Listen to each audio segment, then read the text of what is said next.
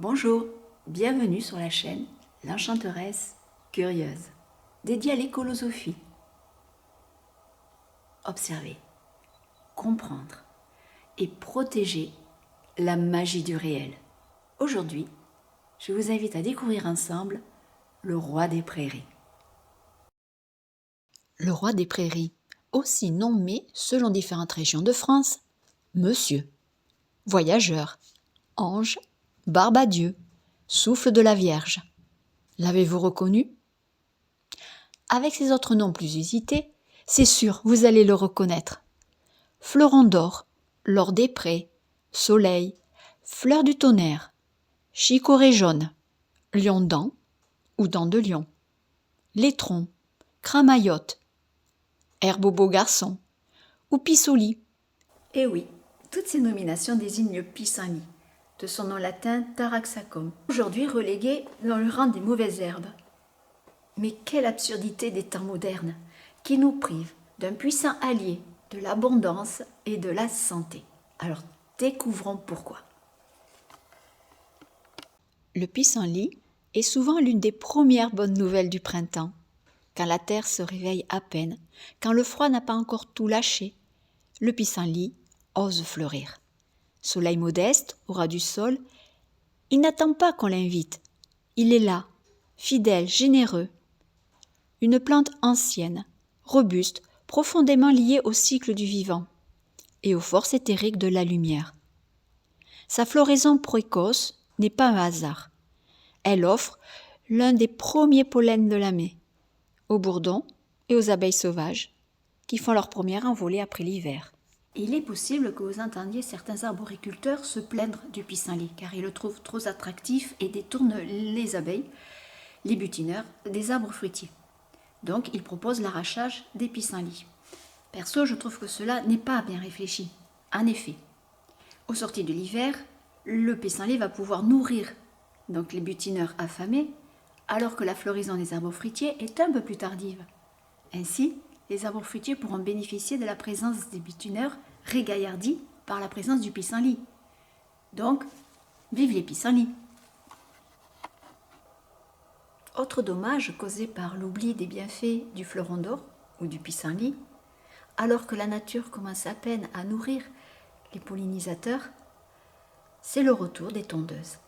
C'est vrai qu'il est très agréable de profiter d'un jardin propre, bien aménagé, mais sans le savoir, on rase, on efface les premières tables dressées par la nature pour nourrir les pollinisateurs. Et combien ils sont indispensables pour la production de fruits. Donc, on peut attendre encore un peu, laisser les pissenlits faire leur œuvre.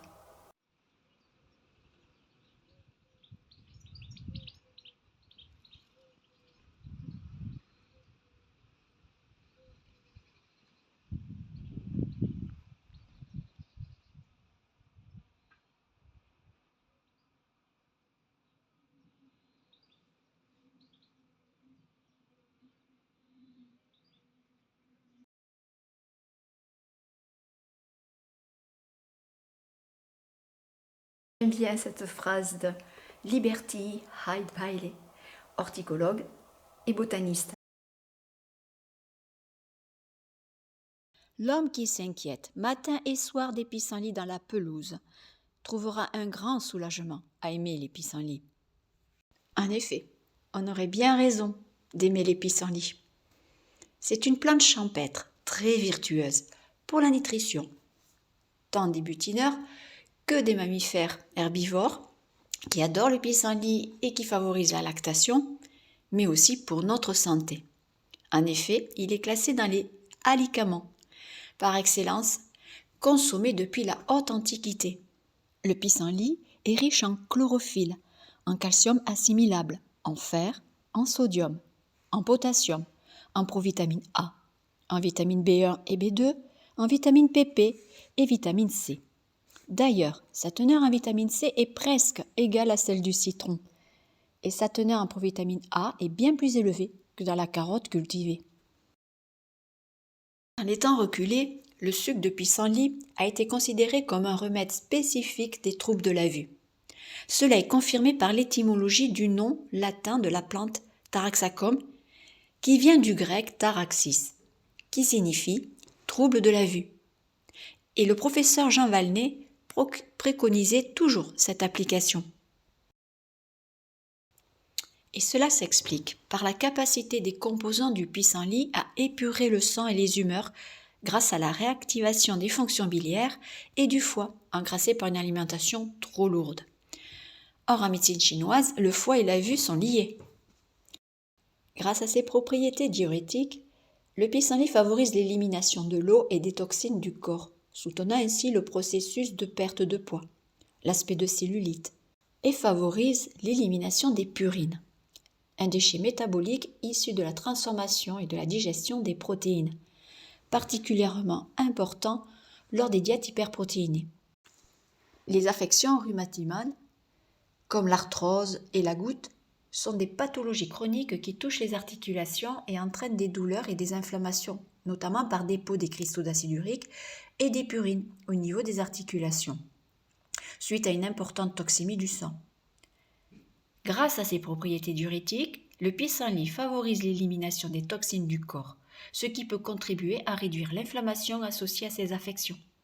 Dès lors, on comprend mieux la fameuse cure printanière des feuilles de pissenlit faite par les anciens. En effet, cette cure a tous les atouts pour aider l'organisme aux sorties de l'hiver.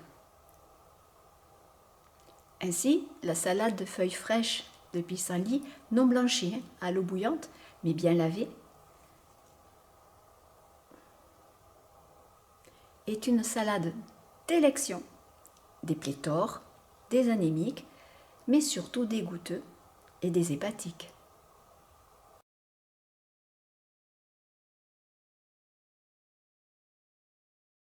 Et pour les plus curieuses et curieux de nature, je vous propose l'approche anthroposophique du pissenlit.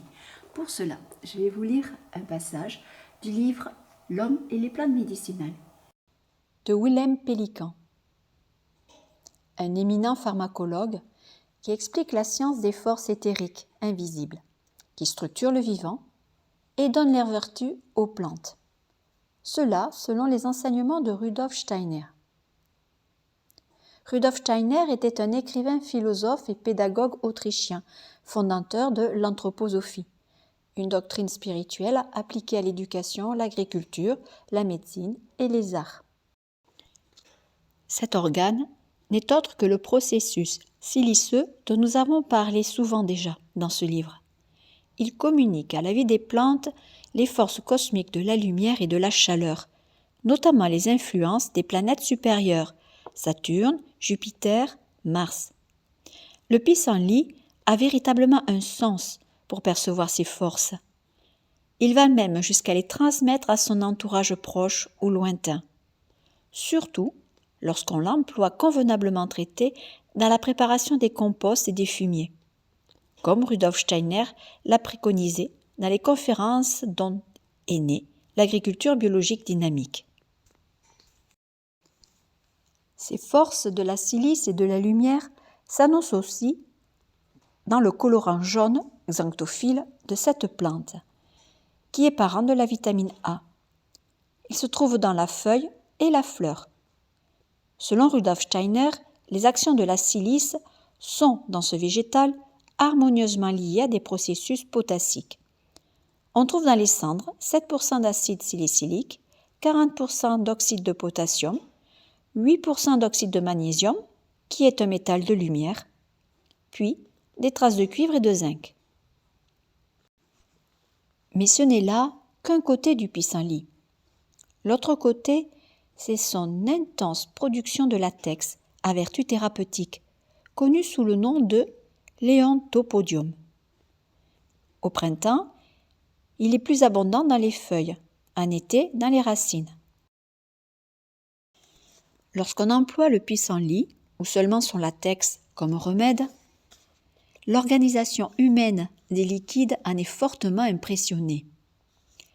La diurèse augmente, les stases aqueuses dues au foie sont vaincues, mais c'est surtout le foie, ce grand organe calorique et aqueux, qui répond. Le flux biliaire augmente. Les stases de la veine porte sont dénouées. Les maux du foie de toute espèce, le gonflement, l'ictère, la cholécystopathie, sont parmi les indications médicales du taraxacum. Par ses amers, il agit aussi sur le tractus digestif, combat le cathare gastro-intestinal, les gastrites. Enfin, à travers le foie, il normalise la genèse du sang. C'est pourquoi les cures de pissenlit, faites au printemps, sont d'un usage courant dans la médecine populaire.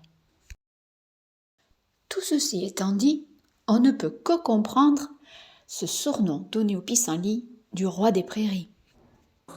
Regardez le pissenlit comme l'or des prés, le roi des prairies. C'est déjà changer notre façon d'accueillir le printemps. Voilà pour aujourd'hui. Si je devais tout dire sur le pissenlit, la vidéo serait bien plus longue. Donc, ainsi se conclut cette vidéo. Et je vous dis à dans 15 jours. En effet, les travaux printaniers du domaine reprennent. Je vais donc être sollicitée. Mais aussi, il y a quelques dégâts dus à la tempête qui vont aussi me prendre du temps. Donc, à dans 15 jours. Bye!